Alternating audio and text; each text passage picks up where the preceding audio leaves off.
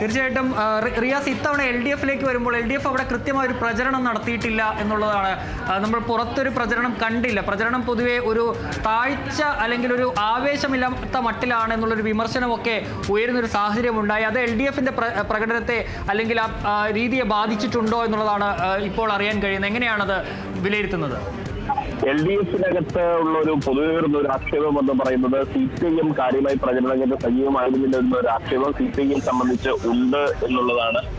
അത് ഇവരെ സംബന്ധിച്ച് പ്രത്യേകിച്ച് CPIM സജീവമായിരുന്നില്ല, ഈ ഇടത് കേന്ദ്രങ്ങളിൽ പോളിംഗ് കുറയാൻ കാരണമായി ആക്ഷേപങ്ങളെല്ലാം ഉണ്ട്. അതേസമയം നിഷ്പക്ഷരായ ആളുകളും കൃത്യമായി വോട്ട് രേഖപ്പെടുത്താൻ ഇത്തവണ എത്തിയിരുന്നില്ല. എന്നാൽ UDF പറയുന്നത് അവരുടെ വോട്ടുകൾ കൃത്യമായി പോൾ ചെയ്തിരുന്നു എന്നുള്ളത് തുടക്കത്തിൽ പറയുന്നുണ്ട്. ഒപ്പം അവർ പറയുന്നത് BJP കേന്ദ്രങ്ങളിലാണ് വോട്ട് കുറഞ്ഞത് എന്നുള്ളതാണ്. എന്നാൽ LDF തുടക്കത്തിൽ പറഞ്ഞത് ഇത് അടിച്ചേൽപ്പിച്ച ഉപതെരഞ്ഞെടുപ്പ് ആയതുകൊണ്ട് തന്നെ ജനങ്ങൾ കാര്യമായി വോട്ട് ചെയ്യാൻ എത്തിയില്ല എന്നുള്ളതാണ്. എന്നാൽ അതിനെയൊക്കെ നിഷ്പ്രഭമാക്കിക്കൊണ്ട് പ്രിയങ്ക ഗാന്ധിയുടെ ഭൂരിപക്ഷം 2600 കടന്നിരിക്കുന്നു. 2630 എത്തിയിരിക്കുകയാണ് ഭൂരിപക്ഷം.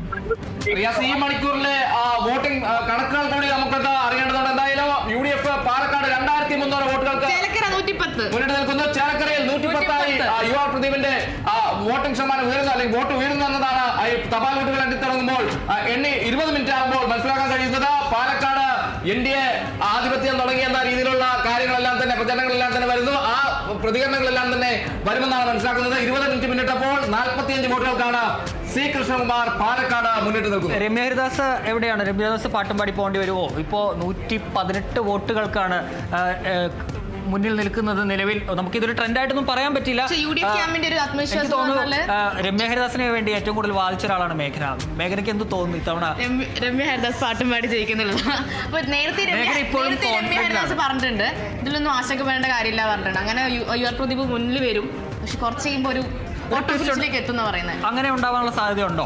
പക്ഷെ സത്യം പറഞ്ഞാൽ അങ്ങനെ ഉണ്ടാവാനുള്ള സാധ്യത ഇല്ല അല്ലേ ഉണ്ണി? പക്ഷെ നമുക്ക് പറയാൻ പറ്റില്ല. 28 വർഷത്തെ ചരിത്രമുണ്ട്. രാധാകൃഷ്ണൻ ഉള്ളംകൈയിൽ വെച്ച് നടന്ന യുവ പ്രദീപിനെക്കാളും രാധാകൃഷ്ണൻ രാഷ്ട്രീയമാണ്. സമകാലീന വിഷയങ്ങളെല്ലാം ചർച്ച ചെയ്യുന്നതാണ്. സർക്കാരിനെതിരെയുള്ള വിഷയങ്ങളെല്ലാം തന്നെ ചർച്ചയാകുന്ന ഒരു കാലഘട്ടം കൂടിയാണ്. അതെല്ലാം തന്നെ ലോക്സഭാ തെരഞ്ഞെടുപ്പിൽ രമ്യ ഹരിദാസിന് കുറച്ച് വോട്ടൊക്കെ പിടിക്കാൻ പറ്റിയിട്ടുണ്ട്. അത് കേരള രാധാകൃഷ്ണൻ എന്ന് പറയുന്ന ഒരു ശക്തമായ ക്യാമ്പുകളിൽ ഉൾപ്പെടെ അത് നേടിയെടുക്കാൻ കഴിയുന്നതാണ്. രമ്യയുടെ പാട്ട് ഇത്തവണ കുറവായിരുന്നു. പാട്ട് പറഞ്ഞുകൊണ്ട് പാട്ട് എന്താ അത് എനിക്ക് തന്ത്രാണെന്ന് തോന്നുന്നത്. ഏതായാലും സ്ട്രാറ്റജി മാറ്റി പിടിക്കാൻ വേണ്ടി അവിടെ കൃത്യമായി തന്നെ LDF വർക്ക് ചെയ്തിട്ടുണ്ട്. കാരണം ഇവിടെ ഉണ്ടാകുന്ന ഒരു തിരിച്ചടി അത് സംസ്ഥാന സർക്കാരിനെ തന്നെ ബാധിക്കുന്ന ഒന്നാണ്. കാരണം ഒരു ഭരണവിരുദ്ധ വികാരം അതിലുണ്ട്. വീണ്ടും മുന്നിലേക്ക് പാലക്കാട് 72 വോട്ടുകൾക്ക് മുന്നിൽ NDA C. കൃഷ്ണകുമാർ 72